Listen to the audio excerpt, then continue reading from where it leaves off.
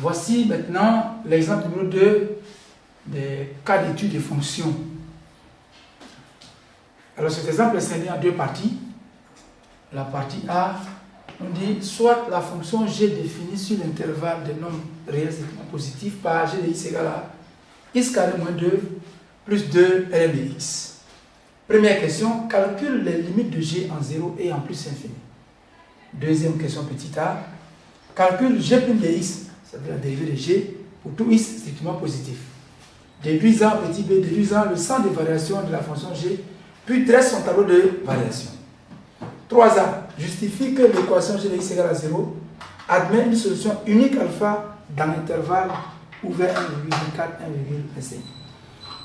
B, déduisant que pour tout x élément de l'intervalle ouvert 0 alpha, g de x est négatif, et pour tout x élément de l'intervalle ouvert alpha plus infini, g de x est strictement positif. Voici donc la partie A.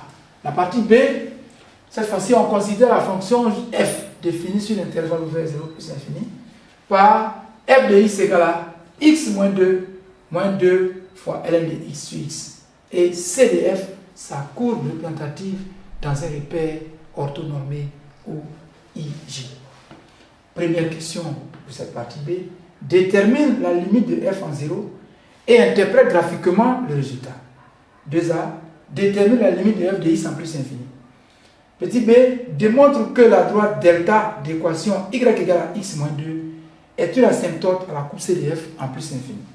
Petit c. Détermine la position relative de la courbe CDF par rapport à cette droite delta. 3a. Démontre que, alors il y a un accent aigu qui manque là, voilà, démontre que pour tout x appartenant à DDF, f plus de x, c'est-à-dire la dérivée de f, est égal à g de x sur x carré. Petit b, étudie le signe de f plus de x et déduisant les variations de f. Petit c, dresse le tableau de variation de f. Quatrième question, petit a, vérifie que f de alpha égale à 2 alpha moins 2 sur alpha. Petit b, donne un encadrement de f de alpha d'amplitude 10 puissance moins 1. Voilà pour l'exemple numéro 2. Nous allons passer maintenant à la correction. Alors nous allons passer à la correction de l'exemple numéro 2, l'exemple d'étude de fonctions. Donc, naturellement, par la partie grand A.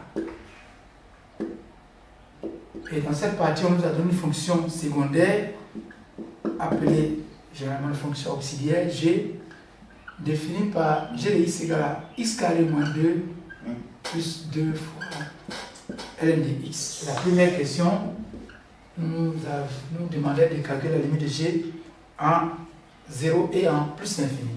Donc il y a deux limites à calculer. J'ai écrit donc calcul de limites.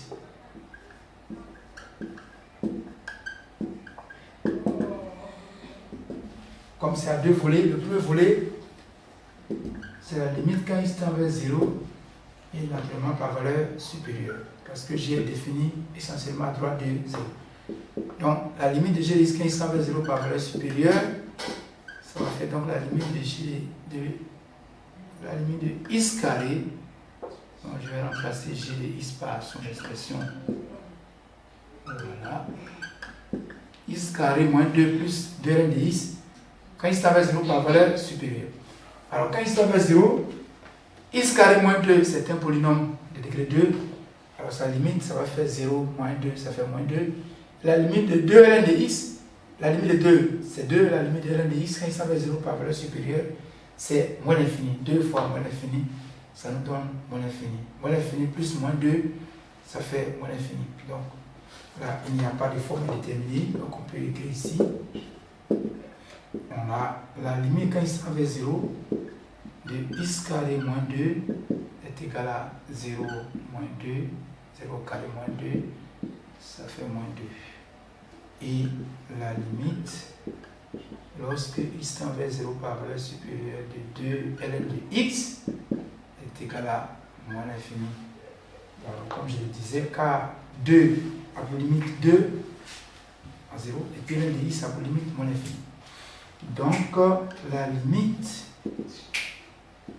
quand x tend vers 0 par valeur supérieure de g de x égale à moins l'infini. C'est donc pour cette première limite. La deuxième limite, donc le segment série, c'est la limite lorsque x tend vers plus l'infini de g de x. Ça nous donne la limite que x tend vers plus l'infini de x carré moins 2 plus 2 fois ln de x. En plus l'infini, x carré moins 2, qui est un polynôme, a pour limite la limite de mon nombre de plus haut degré, c'est-à-dire x carré, ça va donc être plus infini. Et la limite de 2 ln de x, qui est, là c'est un produit de deux fonctions, à savoir 2 et ln de x. 2, qui est une constante, reste égal à 2, et ln de x en plus infini, tend vers plus infini. Donc le produit donne plus infini, parce que le coefficient 2 est positif. Alors nous avons une somme de deux infinis des mêmes signes, ça va donner donc plus infini. Il n'y a aucune forme indéterminée, donc je vais rappeler simplement les limites de référence. Quand x tend vers plus infini, la limite de x carré moins 2 est égale à la limite. Quand x tend vers plus infini de x carré, qui est aussi égal à plus infini. Et puis la limite quand x tend vers plus infini de 2 ln de x, bon, on va dire 2, la limite de 2 c'est égal à 2, on va séparer la limite quand x tend vers plus l'infini de ln de x égale à plus l'infini, et donc la limite quand x tend vers plus l'infini de 2 ln de x, ça va donner aussi plus l'infini. Finalement, la somme des deux fonctions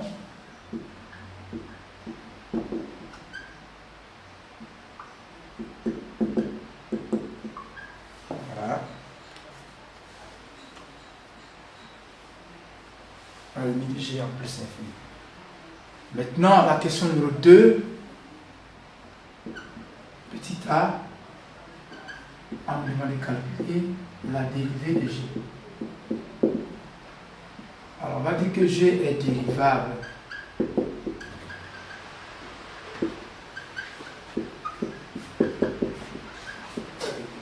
sur l'intervalle ouvert 0 plus infini, et on a la dérivée de g, c'est la dérivée de la somme de x carré moins 2 et de 2 ln de x. Voilà, il manque le symbole de la dérivée. On a dit que la dérivée d'une somme de fonctions est égale à la somme des dérivées de ces fonctions. Ça nous donne la dérivée de x carré qui fait 2x, moins la dérivée de 2 qui donne 0, plus 2 fois la dérivée de ln de x qui donne 1 sur x. Ça fait encore 2x moins 0, ça fait 2x, plus 2 sur x.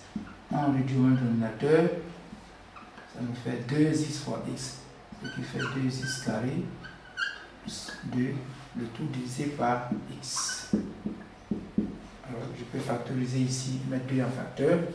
On va dire donc pour tout x appartenant à l'intervalle des nombres réels strictement positifs, g' de x égale à 2 sur 2 multiplié par x carré plus 1, le tout sur x. Voici. Maintenant, nous allons étudier les variations, le sens des variations de la fonction g. Petit b, on nous demande de déduire le sens des variations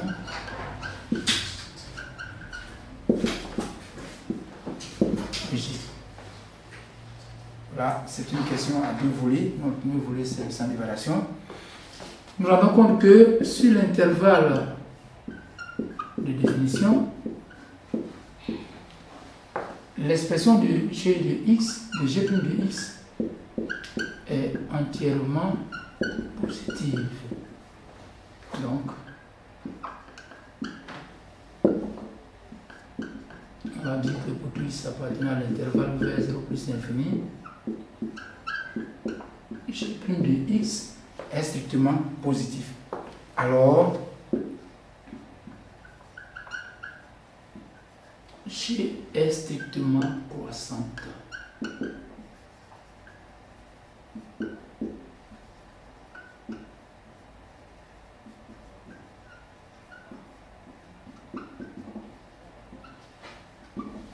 Voilà. Et le second volet, il s'agit de dresser le tableau de variation de la fonction G. C'est ce que nous allons faire de l'autre côté. Donc, on va écrire le tableau de variation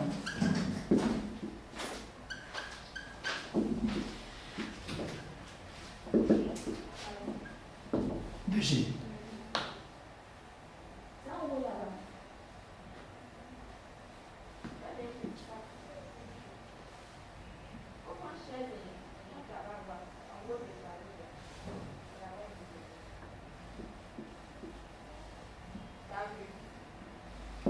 La première ligne, c'est l'ensemble de définition de la fonction. On a dit qu'elle est définie sur l'intervalle vers 0 plus infini. La deuxième ligne, c'est le signe de la dérivée qu'il faut marquer. La fonction n'est pas définie en 0, donc elle ne peut pas être dérivable en 0. Et la troisième ligne, ce sont les variations de G. Alors, ici, on dit que la dérivée est strictement positive. Donc, voilà. À droite, en 0, la limite, ça fait moins l'infini. En plus infini, ça fait plus infini. Voici le tableau de variation de la fonction G tel que nous pouvons l'obtenir. Maintenant, on nous demande de montrer que, de justifier que l'équation G de x égale à 0 admet une unique solution dans l'intervalle 1,24, 1,25. Donc c'est la question au hasard.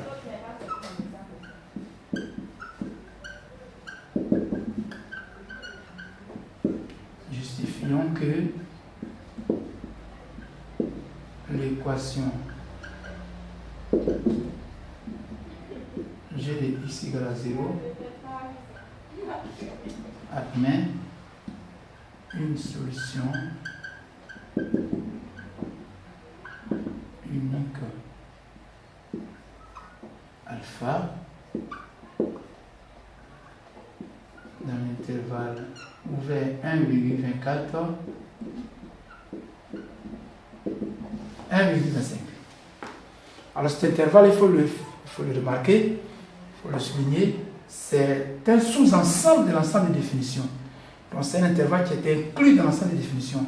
Or, sur l'ensemble des définitions, nous constatons que la fonction G est continue et strictement croissante. On va donc dire que G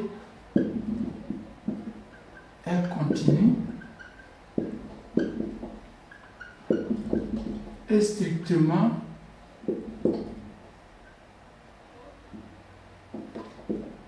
croissante sur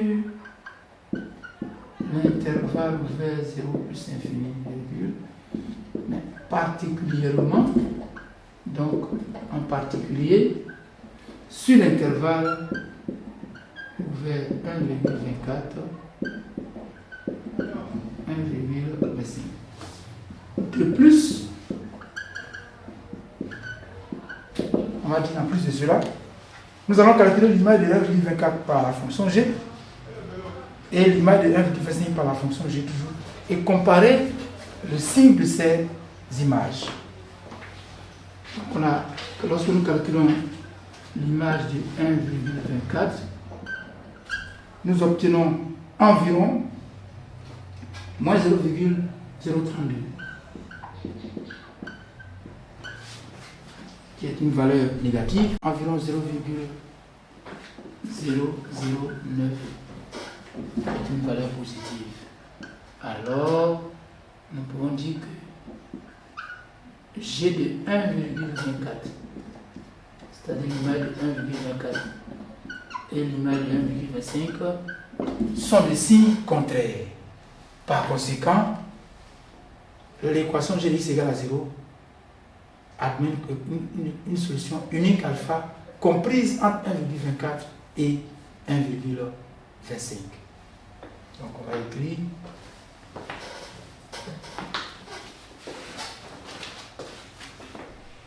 la conclusion. Donc,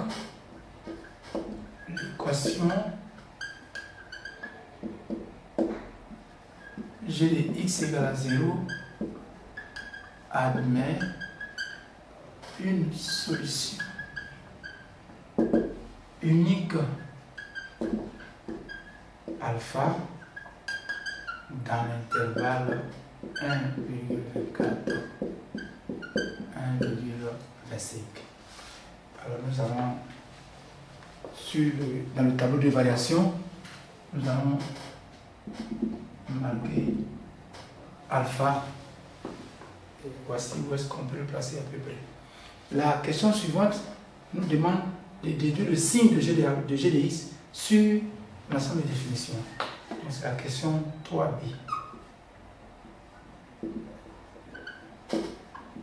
Alors, ce signe nous est donné, il nous suffit de démontrer le signe qui est donné là. Comment faire pour y arriver, c'est tout ce qu'on nous demande. De sorte que quand quelqu'un n'a pas pu trouver ce signe-là, il puisse utiliser la réponse pour l'étude du signe de la dérivée de la fonction principale. Dans la partie pi. Alors ici, on va dire que l'image de l'intervalle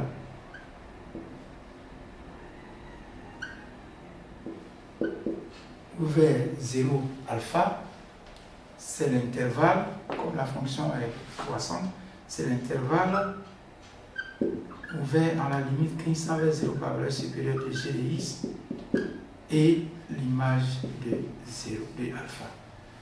Or, la limite 15 vers 0 par valeur supérieure de g de x, c'est moins l'infini, et l'image de alpha, c'est 0. Donc on va dire que si x appartient à l'intervalle ouvert 0 alpha, g de x appartient à l'intervalle ouvert moins l'infini 0, ce qui veut dire que g de x est un nombre négatif. Nous allons de même trouver l'image de l'intervalle ouvert alpha plus infini. C'est l'intervalle ouvert en g de alpha et en la limite 15 vers plus l'infini de g de x. Donc g de alpha c'est 0. La limite de g de x 15 vers plus l'infini, on l'a trouvé plus l'infini. Ce qui fait que si x appartient à l'intervalle ouvert alpha plus l'infini, g de x appartient à l'intervalle ouvert 0 plus l'infini. Ça veut dire que g de x est un nombre positif. En définitive, ou en conclusion, on va dire que pour tout x appartenant à l'intervalle ouvert 0 alpha, g de x est négatif, et pour tout x appartenant à l'intervalle ouvert alpha plus l'infini, g de x est positif. Voilà comment il fallait procéder pour la partie A. Nous allons maintenant passer à la partie B. Alors la partie B, l'expression de la fonction considérée c'est la fonction principale, la fonction f, et elle a pour expression f de x égale à x moins 2 fois ln de x sur x. La première question, on nous a demandé de déterminer la limite de f en 0, puis d'en donner une interprétation. Donc, visiblement, c'est une question à deux volets. Donc, le premier volet, c'est le calcul de la limite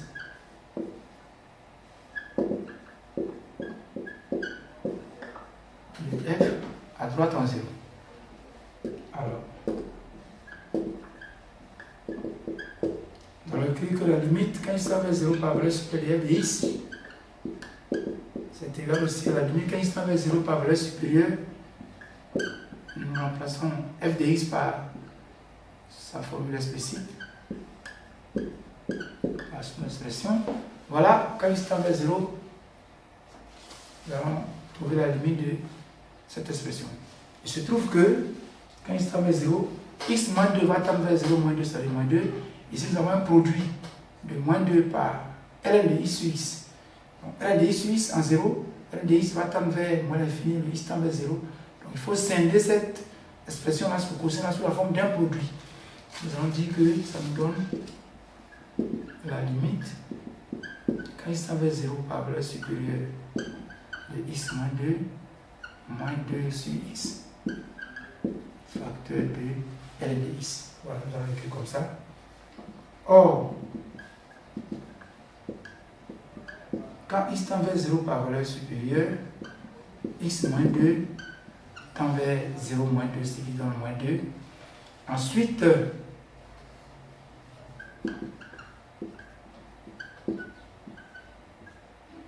moins 2 sur x, quand x tend vers 0, moins 2 sur x, tend vers moins l'infini. Quand x tend vers 0 par valeur supérieure, bien sûr. Donc, moins 2 sur x tend vers moins l'infini. Parce que x va tendre vers 0 par valeur supérieure, moins 2 étant négatif, alors on va avoir une valeur à l'infini négative. Et la limite, quand x tend vers 0 par valeur supérieure de ln de x, est égal à moins l'infini. Ce qui fait que la limite, quand x tend vers 0 par valeur supérieure de moins 2 sur x multiplié par ln de x, alors ceci va donner la première expression tend vers moins l'infini, la deuxième tend vers moins l'infini. Nous avons un produit de deux facteurs qui tendent chacun vers moins l'infini, donc le produit va tendre vers plus l'infini. Alors, la limite, lorsque x tend vers 0 de f de x, va donner, alors ici, le premier terme tend vers moins 2 et le second tend vers, alors lui tend vers moins 2, le second tend vers plus l'infini, on s'en donne plus l'infini.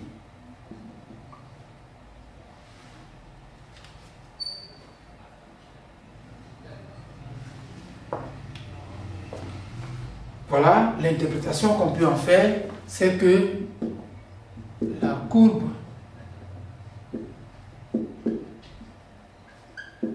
CDF admet une asymptote verticale qui est la droite d'équation x égale à 0. Donc on va dire que la droite d'équation x égale à 0 est une asymptote à la courbe CDF. Voilà, on pouvait dire la droite OJ, donc là, ou bien l'axe des ordonnées, est une asymptote à la courbe CDF. C'est une asymptote verticale. On a dit que la position verticale n'est pas obligatoire à préciser. Alors, voici pour ce qui est de la première question de la partie B. La seconde question, en petit a, nous demandait de calculer la limite de f de x en plus l'infini. Donc 2a calcule la limite en plus l'infini de f de x. Donc on a dit que la limite quand x tend vers plus l'infini de f de x égale à la limite quand x tend vers plus l'infini de x moins 2 fois ln de x sur x. Alors ici, il apparaît deux limites de référence. C'est clair. En plus l'infini, x moins 2 est un polynôme. Donc sa limite, c'est la limite de son terme de plus haut degré, c'est-à-dire x. Et ln de x sur x en plus l'infini tend vers 0. Donc on va dire que on sait que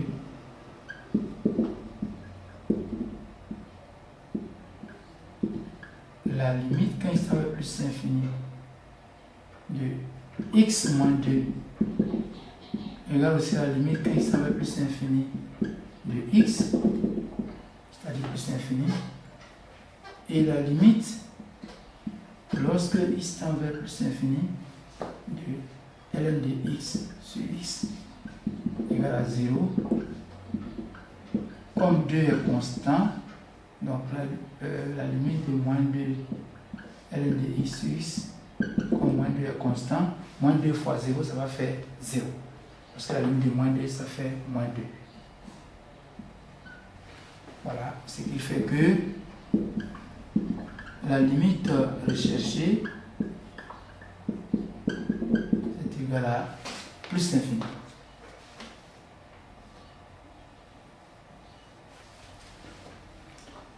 Voilà, on nous demande après de démontrer que la droite delta d'équation y égale à x moins 2 est une asymptote à la courbe CDF en plus l'infini.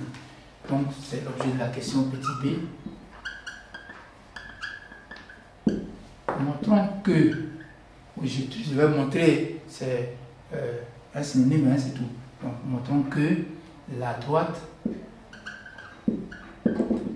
delta d'équation y égale à x moins 2 est une asymptote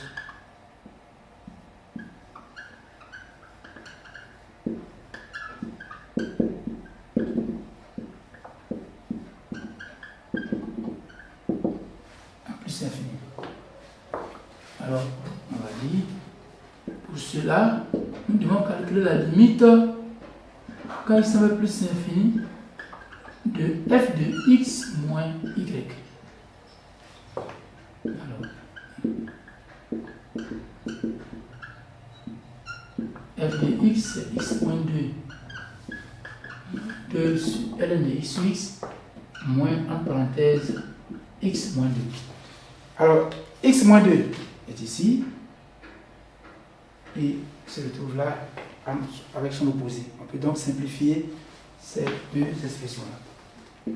On va donc dire que la limite de f de x moins y quand x va plus infini devient la limite de moins 2 fois ln de x sur x quand x tend vers plus l'infini. Or, là nous avons affaire à un produit dont l'un des facteurs est moins 2 et reste égal à moins 2, et puis la limite quand x va plus infini de ln de x sur x égale à 0.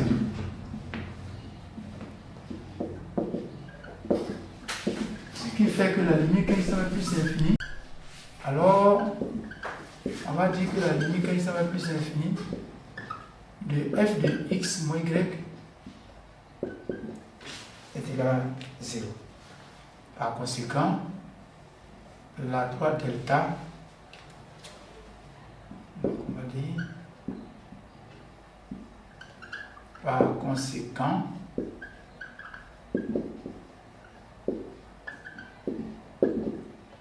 la droite delta d'équation y égale à x moins 2 est une asymptote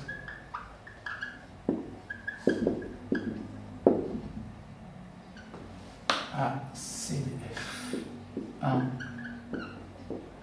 plus infini. Voilà pour la question 2b. Maintenant, pour terminer avec la question 2, on nous demande de déterminer la position relative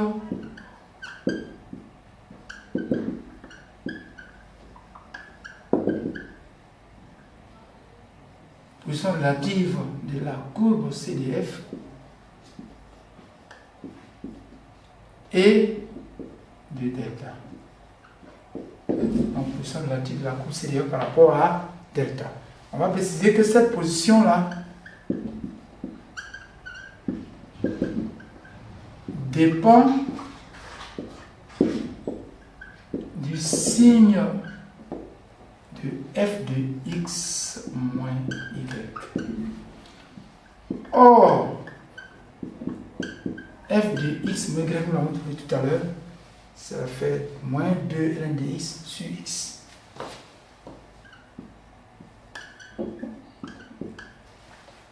Voilà f de x moins y. On va donc trouver le 0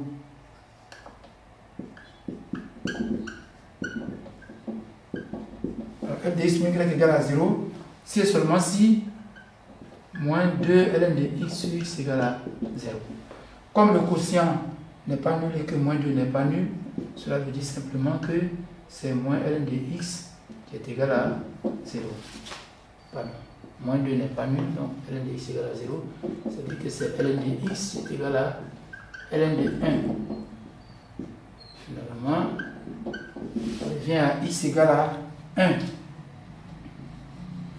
Donc le signe de f de x moins y va dépendre de la position de x par rapport à son 0 qui est 1. Donc, lorsque nous sommes à gauche de 1, quel va être le signe de f de x moins y? C'est en fonction de cela que nous allons donner la position de c de f par rapport à delta. Et lorsque nous serons à droite de 1, ce sera la même chose. Voilà. On va donc dresser un petit tableau de signes.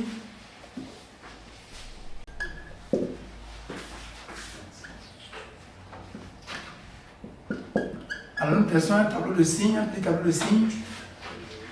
C'est le tableau de signes de f de x moins y. Selon les valeurs de x, je mets f de x moins y, mais ça sous-entend son signe simplement. Et nous partons de 0 à plus infini en passant par 1 qui est le 0 de cette expression-là. Et f de x moins y n'est pas défini en 0.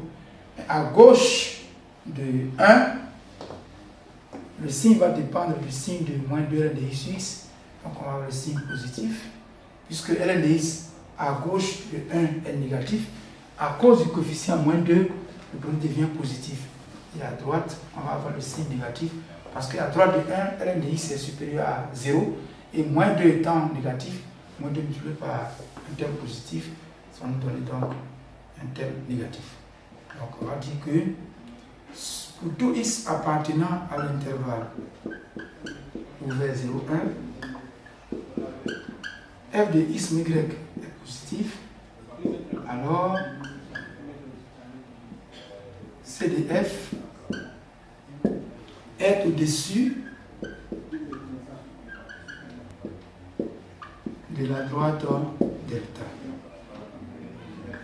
Et puis, pour tout x appartenant à l'intervalle ouvert 1 plus infini, il se trouve que f de x moins y est négatif. En ce moment-là, la courbe C de f passe au-dessous de la droite delta. Voilà la position relative de la courbe CF par rapport à la droite delta. Nous allons maintenant passer à la question numéro 3. La question numéro 3 nous demande de déterminer, de démontrer que la dérivée de f est égale à g de x sur x carré.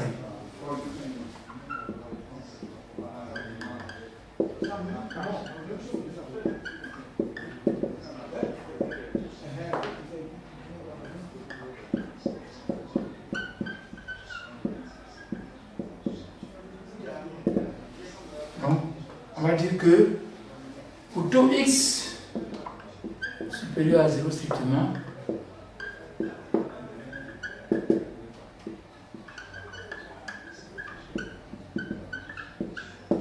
f est dérivable et on a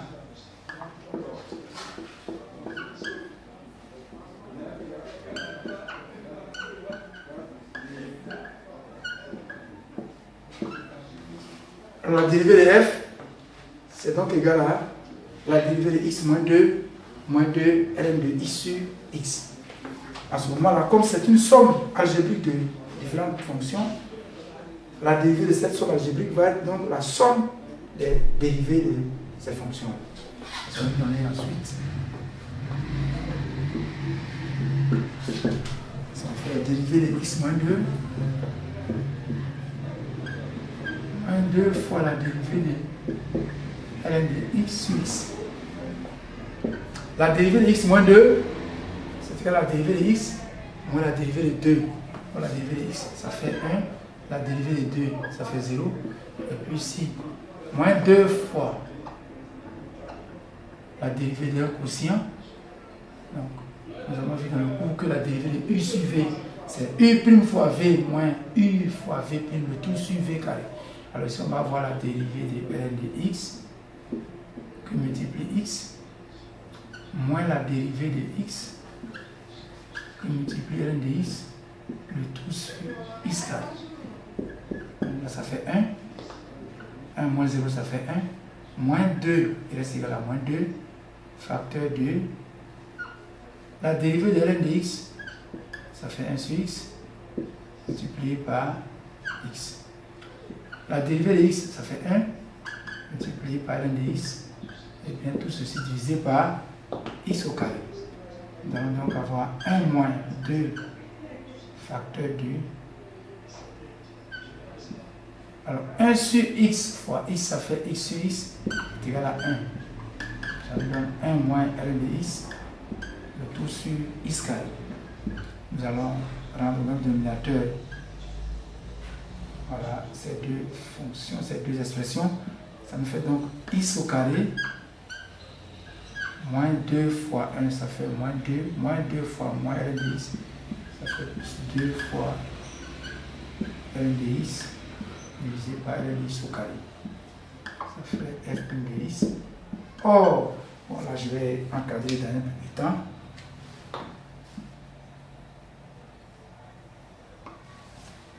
Or, x au carré moins 2 plus 2 ln de x n'est autre que l'expression de g de x. Ce qui fait que nous allons dire que pour tout x appartenant à d de f, f' de x égale à g de x que divise x carré. Voilà l'expression de f' de x. Nous allons à partir de cette expression-là étudier le signe de la dérivée de f, ce qui va nous permettre de trouver et déterminer le sens des variations de f et donc de dresser son tableau de variation. Voilà, je marque donc la question 3b maintenant. 3b, c'est le type de signe de f' et les variations de f. Donc 3b, c'est une question à deux volets. Donc on va voir d'abord le signe de f' de x. Nous allons écrire que pour tout x appartenant à l'intervalle des nombres réels strictement positifs, eh bien x carré est strictement positif. Donc le signe de f' de x est celui de g de x. Or, ce signe a été déterminé dans la partie A, notamment la dernière question. Ce qui fait que nous allons utiliser la réponse de cette partie-là, cette question, pour pouvoir répondre à la question à laquelle nous faisons face maintenant. Donc on va dire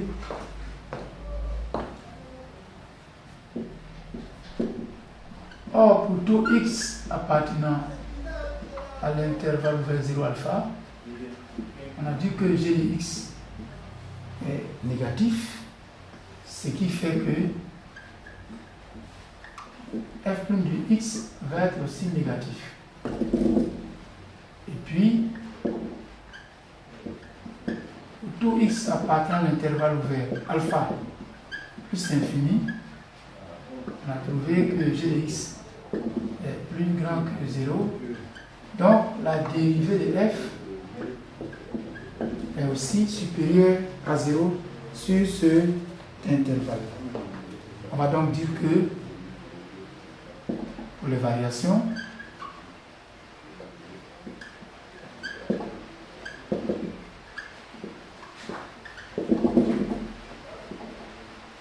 on va dire que f, puisque la dérivée est négative sur un intervalle, donc f est strictement décroissante sur l'intervalle ouvert 0, alpha, est strictement croissante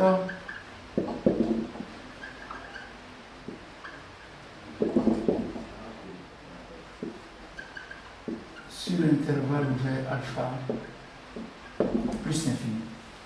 Voilà pour la question 3b. Maintenant, la dernière partie, le dernier volet de la question 3, c'est le tableau de variation de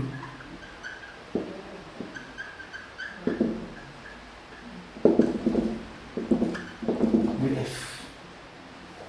C'est un tableau ovalide comme le précédent.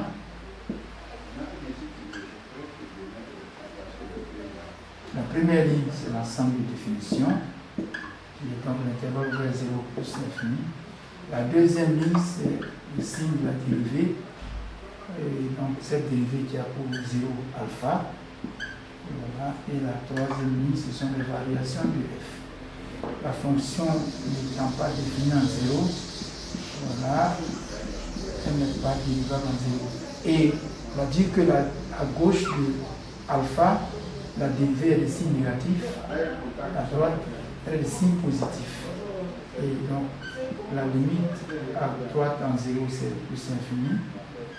Là, nous avons f de alpha, et la limite en plus infini, nous avons plus l'infini. Voilà le tableau de variation. C'est donc le dernier volet de la question 3. Nous allons passer maintenant à la dernière question, la question 4 de la partie B.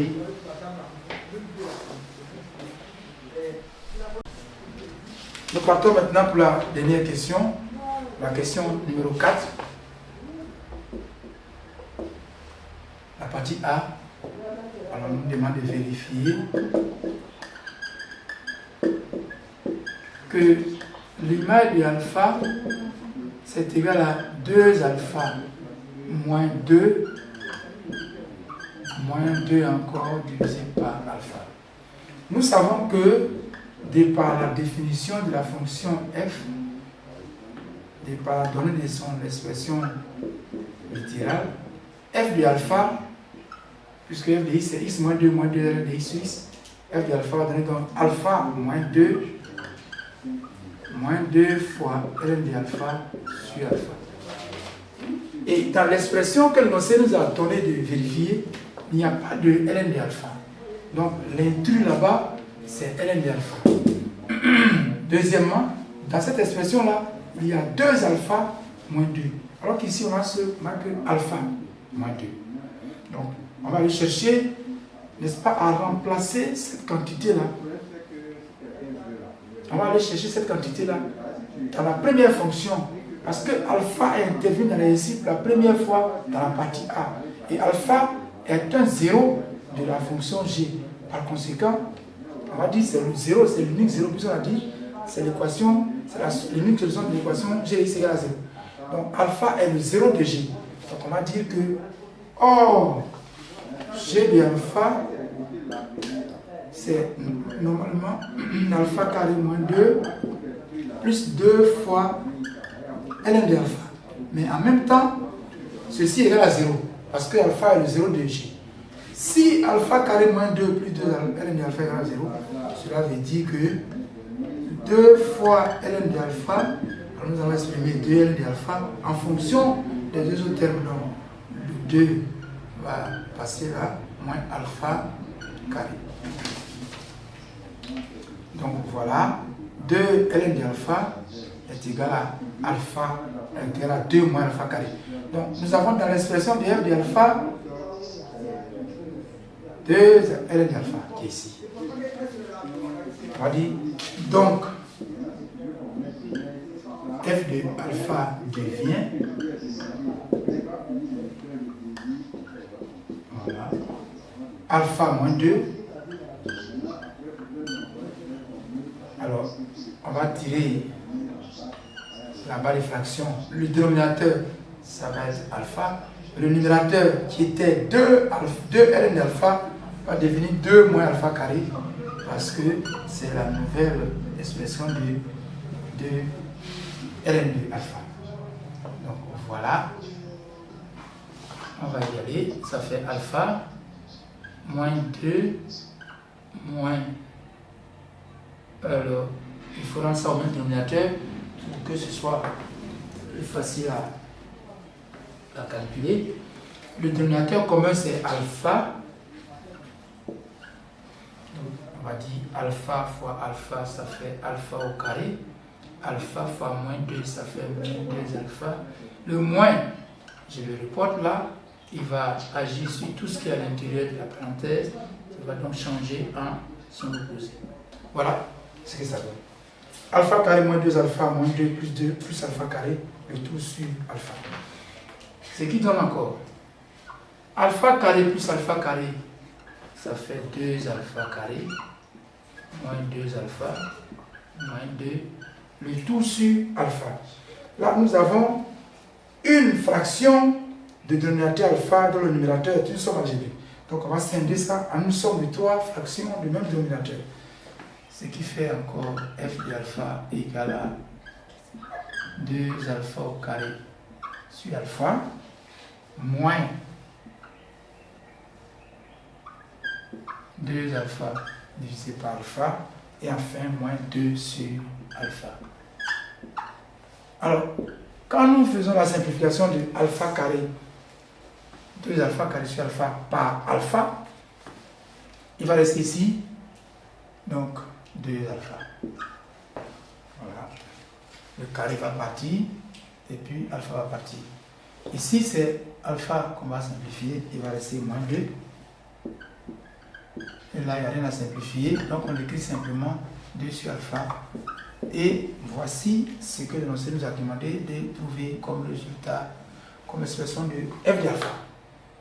Voilà la dernière partie, le dernier volet, donc petit b, encadrement de f de alpha.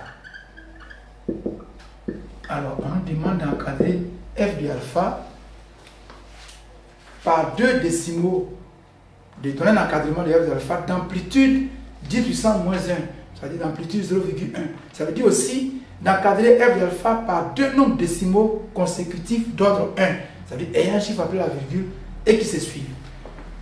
Alors, comme f de alpha est donné en fonction de alpha et que nous connaissons l'encadrement de alpha, c'est de cet encadrement que nous allons partir. On a alpha qui est compris entre 1,24 pardon, et puis 1,25. Pour avoir f de alpha, il faut multiplier d'abord alpha par 2, donc on va avoir ici 2 alpha. On va multiplier les membres de l'inégalité par 2, 2 facteurs de 1,24 et 2 facteurs de 1,25. Ça veut dire que 2 alpha est compris entre 2 fois 1,24, ça fait 2,48 et 2 fois 1,25, ça fait 2,50. Alors ça, c'est le premier terme de la somme. Moins 2, on va soustraire 2. Donc ici, ça va nous donner 2,48 moins 2 et puis 2,50 moins 2. Donc 2 alpha moins 2 est compris entre 0,48 et 0,50. Ça, c'est le premier terme qui est 2 alpha moins 2 que nous venons d'encadrer. Nous allons donc encadrer aussi moins 2 sur alpha. Donc si nous prenons alpha qui est compris entre 1,24 et 1,25, nous allons encadrer l'inverse de alpha. Comme ce sont tous des nombres positifs, mais les inverses seront rangés dans l'ordre contraire. Donc ici, on va avoir 1 sur 1,25 et 1 sur 1,24. Et lorsque nous effectuons ce calcul-là, nous obtenons 0,8 à gauche, l'inverse de 1,25, et puis 0,806. Voilà, 0,806. Voilà, on va aller enfin multiplier par 2. Alors, comme 1 sur alpha est compris entre 0,8 et 0,806, je vais multiplier chaque membre par 2, ça va faire 2 multiplié par 0,8 est plus petit que 2 sur alpha, qui est plus petit que 2 facteur de 0,806. Donc 2 sur alpha va être compris entre 1,6 et 1,612. Alors, dans l'expression de f d'alpha, nous avons plutôt moins 2 sur alpha. Donc on va multiplier toute inégalité par moins 1. Or, en multipliant les membres d'une inégalité par moins 1, l'égalité change de sens. Donc on va garder le sens et on va permettre les bornes simplement. Voilà, donc on va dire que moins 2 sur alpha est compris entre moins 1,612 et moins 1,6. Voici donc les deux termes à ajouter pour avoir l'encadrement de f de alpha. On va donc dire que 2 alpha moins 2 sur alpha va être compris entre 0,48 moins 1,612 et puis 0,50 moins 1,6. Mais en réalité, ce que nous faisons ici, c'est la somme des deux inégalités. La somme des termes membres à membre des deux inégalités. Voilà. Parce que là, on a mis 2 alpha moins 2. Ça fait plus moins 2 sur alpha. De ce côté également, on va avoir 0,48 plus moins 1,612. Et puis de l'autre côté, à droite, on va avoir 0,50 plus moins 1,6. Donc là, c'est f de alpha. Cette quantité, ça s'appelle f de alpha.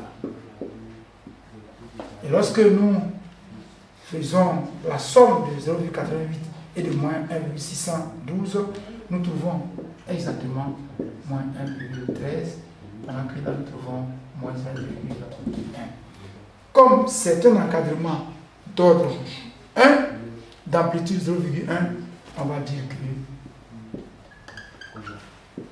f de alpha finalement est compris entre moins 1,2 et moins 1,1. Voilà, les amis, ce que nous trouvons. L'amplitude, donc ça va donner la valeur absolue de... Nous pouvons vérifier là. L'amplitude, c'est la valeur absolue de la borne supérieure moins la borne inférieure. Ce qui fait encore moins 1,1 plus 1,2, ce qui fait 0,1. Voilà l'amplitude de l'encadrement. Voici ce qui met donc un terme à cet exercice. Merci beaucoup pour votre attention.